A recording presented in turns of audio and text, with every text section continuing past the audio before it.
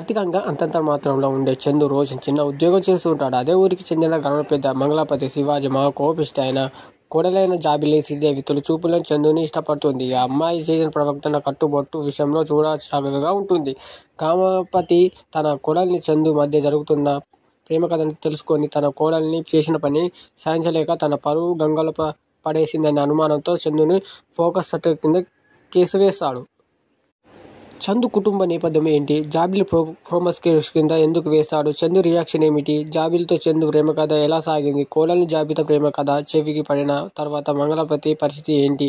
Focus case పెట్టిన తర్వాత అతడి విడిపించడానికి ఎలాంటి ప్రయత్నాలు జరిగాయి? ఫోకస్ కేసు వాదించడానికి జూనియర్ లాయర్ తేజ ప్రియదర్శిని ఎందుకు ముందుకు వచ్చాడు? చందు కేసుకు నుంచి తప్పించడం చేస్తున్న ప్రయత్నాలు మగపతి ఎలాంటి ఎత్తుగడలు వేశాడు?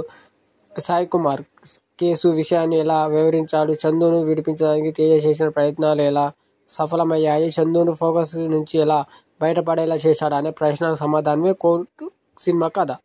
దర్శకుడు రామ్ జగపతి అత్యంత క్లిష్టమైన సబ్జెక్టు ఎంచుకున్నాడు. తీరు చేసిన ప్రయత్నాన్ని మంచి సహనమే చెప్పాలి.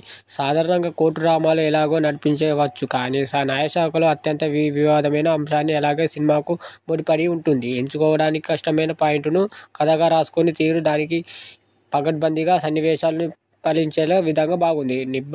నియంగా తహారా ప్రేమ కథ చేసిన బెస్ట్ మూవీగా చెప్పవచ్చు. డ్రామాకు నిలిచిపోయిన కట్టేలా ఉంటుంది. ఫస్ట్ హాఫ్లో ఎమోషనల్ బిల్డప్, సెకండ్ హాఫ్లో బాగా ఉపయోగింది.